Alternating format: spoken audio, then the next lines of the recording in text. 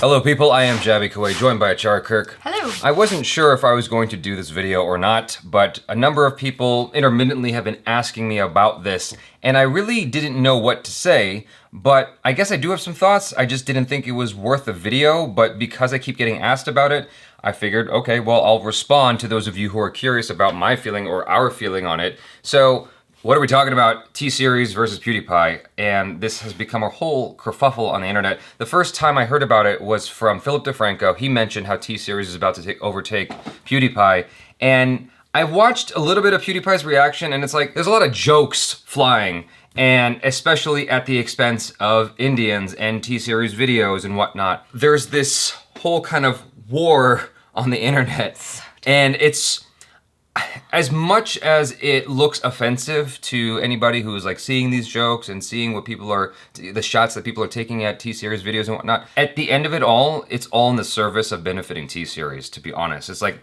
it's just giving more exposure to T-Series. And PewDiePie himself, I don't think like he actually minds. No, I don't think so at all. Like watching him, he's just having a grand old time.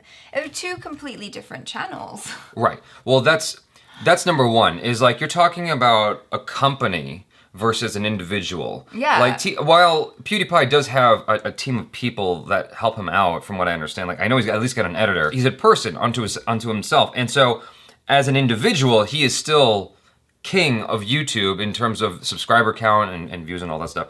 But in terms of like, now that we got a music company that's over, it's like, yes, T-Series will become the #1 channel, but they're like Vivo. Is that the name of the company? Yeah, exactly. You know? We watched the H3H3 podcast where they were talking about this. So someone on Twitter had mentioned the H3H3 podcast to me, and what I'm seeing is there's a lot of people who are simply ignorant. Yes. And that's gonna happen. You're gonna get those, especially from the States, people who are like making fun of it and whatnot. And honestly, I was ignorant to India and Bollywood myself for a long time because, as I've mentioned many times, like I tried to get into it, and my first exposure was that Akshay Kumar film, Chowdy Chuk to China, and I just was like, you know what, this is no. And I was turned off for a long time, up until late 2015, and then I was like, oh wow, like I've been missing out on stuff, and I opened my mind up to it. You know, obviously 100% more than I was before. I've obviously learned so much in the past 2.5, 3 years. So what I'm saying is, I think that given enough time, with T-Series eventually taking the top, you're going to see a lot more people opening themselves up to it. On H3H3's video, what was frustrating me about him was he had no context for anything he was watching. Like, he was watching something from Vishal Rupam and going like, this is just random violent scenes. And it's like, yeah, well, if you bothered to like actually read the description, you'd see that these are clips from the movie, and it would make sense in the context of the film. And without knowing the culture and knowing everything there is to know about like just how important music is in India and music videos and whatnot, and how music is part of just the entertainment scene, like obviously it's not going to resonate with you, and that doesn't discount it. And he was talking about the masculinity portrayal in India, and I'm like, dude, like you are not doing your research. And it's like, it was kind of painful because I actually like Ethan, I like H3H3, because he actually tends to do his research. Yeah. And this is where he is dramatically fallen short. He, in the video, kind of like tries to clear himself, going, you know, I'm not really hating on Bollywood or whatever. And it's like, yeah, but you kind of did. Like, you're making fun, and I get he makes fun of everybody, but he usually makes fun after doing research. Yeah, that's what I found the most surprising, because I haven't watched too many things from H3H3, but like you said, I have always felt that he comes from a place of being knowledgeable and having done his research. So it was such a surprise to me that he came into it pretty much using stereotypes. Yeah, and using stereotypes. And I think his wife was the only one who was like vaguely on track. His guy in the back room was also like, no, Bollywood's got some good stuff, man. Yeah, exactly. Yeah. Like, he was the only one who was like really dissing it, and you know, and his wife was all like, yeah, but it's, you know, it's like Vivo. So if you think about it, it's like T-Series has so much music, and globally people love music, and especially in India, you know, there's a huge population of people, and people love music. It makes sense that it's going to take over PewDiePie, who's just one guy. I think that this, you know, whatever you want to call it, this battle to the top. Oh, battle. Yeah, I think that this only serves to benefit both parties. Yeah. It benefits PewDiePie and it benefits T-Series. It's giving more exposure to T-Series, and people are like rallying behind PewDiePie, going, "Oh, we got to help him out and get him more subscribers." It's just benefiting both. And there are people who want to see PewDiePie taken down, so they're going to subscribe to T-Series, and half of those people, or maybe less, are going to get exposed to music they would not have paid attention to otherwise, and the other half aren't going to pay attention. They're just subscribed just to, backhand.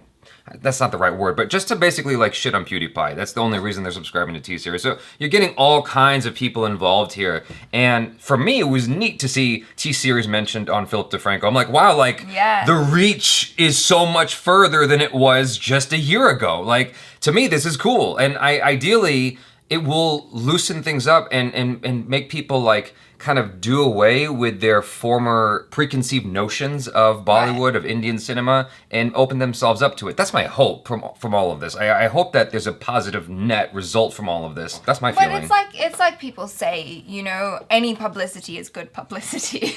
For the most part, unless you're Kevin Spacey, yes. That's true. I mean, if Kim Kardashian can turn around a sex tape into building an empire, then, Yeah, and this is fairly, innocuous. Yeah. This is innocent. Like, there's really, and I mean, I understand that there's a lot of people who are throwing some nasty comments around.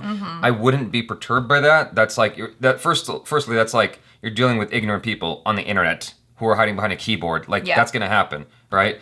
So that's number one. And number two, that phase is going to die out. Eventually, what you're going to see is it's going to level out, and people are going to, I think new people are going to have an interest in Indian cinema, or Indian music at least, that haven't had that interest before. To say the least, this is going to have a positive result in the end. And you're seeing a lot of interesting changes. Like, there was the whole KSI versus, was it Jake Paul? I forget. I was only half paying attention to this, but there was like, Logan Paul, sorry. There was like a fight happening, like an actual physical fight that happened, and it was like unprecedented. It was new. And so, like, there's that. And then I feel like this is another thing. It's like, it's unprecedented. Like, Indian cinema is now truly global. Like, it's already been global, but like now people in Western areas that didn't really pay attention, now they gotta pay attention. They're like, well, okay, what is this? One of the things that H3H3 said that annoyed me was, this came out of nowhere. And it's like, no, it didn't. This has been there. You just weren't paying attention. Yeah. Which happens all the time. Like, I didn't know who Philip DeFranco was for the longest time, and I check him out, and he's got 5 million subscribers. On Box Therapy, he's got 5-10 million subscribers. And it's like, I didn't know who these people were, but there they were, building up their fan base. Just because you didn't know who they were doesn't mean they came out of nowhere. Specifically to the H3H3 video, like, I was obviously disappointed because I like him, but that happens sometimes. Like, I know that it's even more offensive for people who are in India and like H3H3, or who are Indian and like H3H3. But like, I had to deal with that too sometimes. Arnold Schwarzenegger, for instance, when I was a little kid, not that little, but like I was younger, and this is around the time Terminator 3 came out. There was an article about him, and in the article, he was asked about like how he felt about Jackie Chan and how he felt about like these martial arts people, and he goes, "Oh well, those guys are smaller, so they have to do that because they can't be bulky like me." Like, he was basically shitting on Asians. He was shitting on Asian action stars because they were like infringing on his territory of being the action hero. And it's like, dude, like, right. That's not cool. And Shaquille O'Neal, he made fun of Yao Ming on the basketball court, like saying ching chong ching, like making messed up sounds at him. I forgive after a certain point, but it's like, in the moment, it's like, why would you do that? Like, I thought you were awesome. Yeah. These things happen sometimes, and it's up to you whether you want to forgive and eventually move on and come back to their stuff after that has passed, or if you want to completely write them off forever. I tend not to want to write people off forever. I just try to like give it time and let myself cool off and then come back, because inevitably that will pass. Right. I mean, if it's a thing that they're, if they're always racist and bigoted, yeah, then I think I'm gonna be like, you know what, peace. Yeah, I'm not into you anymore. Yeah, exactly. If they hold steadfast to that belief, indefinitely, then obviously that's different. I wouldn't worry about people being salty for too long. Once T-Series passes PewDiePie, I think this whole debacle will be done with.